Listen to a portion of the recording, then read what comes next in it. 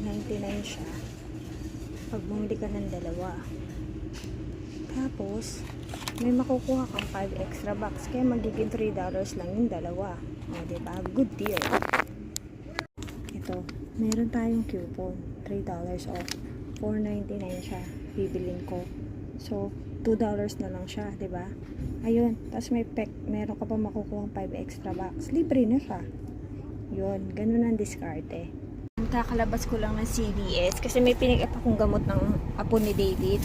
So, yung transaction natin kanina, yung pinakita ko, 'di ba meron akong $3 na na sa Maybelline, ginamit ko siya. So, bumili ako ng lip balm na worth $4.99 less 3.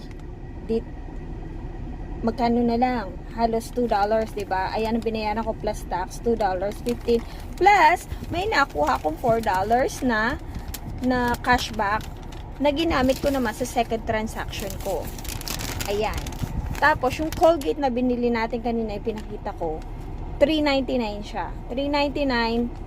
Tapos, meron pa siyang na discount na $1.30. Tapos, ayun yung $2, $4 kasi yung cashback ko kanina, ginamit ko na rin. So, ang binayaran ko na lang sa dalawang Colgate, ayan yung dalawang Colgate na binili natin, ayan, is $3.98. So, $3.98 na lang siya. Ayan, $3.98 plus may nakuha pa tayong extra cashbacks. So, $5, libre na nating nakuha yung ating Colgate at yung ating eto, ayan. Kaya ang binayaran ko lang dyan ay $2.15 plus $3.98. So, $4, $6. Tapos may nakuha tayong cashback na $9. Halos free natin talaga siya nakuha. Bang! Ayun.